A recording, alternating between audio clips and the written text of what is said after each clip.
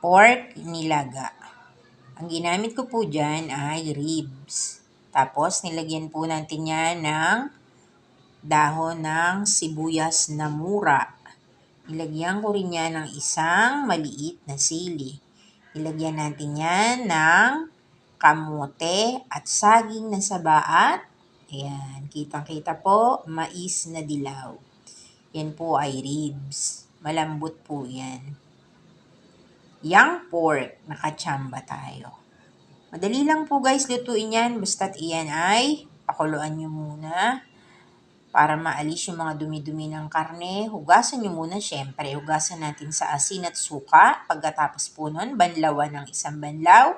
1 to 2 pwede. Tapos, ilagay na po natin yan sa kaldero. Lagyan ng tubig, lagyan ng asin. Pagkatapos nun, kukuluin yan. Makikita nyo po yung mga dumi-dumi. Alisin nyo po yon. Tapos, lalagyan na po natin siya ng sibuyas. Dahil malinis na yung sabaw, malinis na yung karne. Lagyan na natin ng sibuyas. Nalagyan na po natin yan ng asin.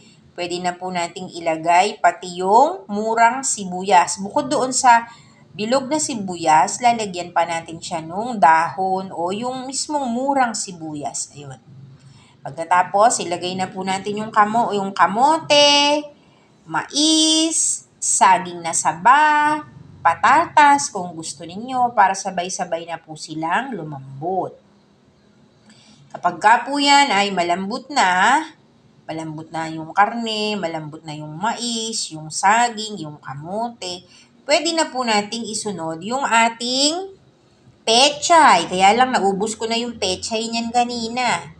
Nakain ko na yung pechay. Hindi po ako naglagay ng repolyo. Pero kung gusto nyo, pwede kayo maglagay ng repolyo, pechay, ano pa, bichuelas, yan. Pwede yan. O yan, ang ating kanin. Pero ang pinopokus po natin ngayon ay ang ating pork nilaga. Ayan. Tapos, ito po ang ating hinog na mangga. Nagmumura na po ngayon ang mangga. At meron po tayo dito, yan. Alam niyo po ba kung ano yan? Talbos ng kamote na pinakuluan lang natin. Tapos nilagyan po natin ng toyo at konting asin. Tsaka pampaasim yan. Para po sa mga low blood, kain po tayo ng talbos ng kamote. Iron po yan. Kain po.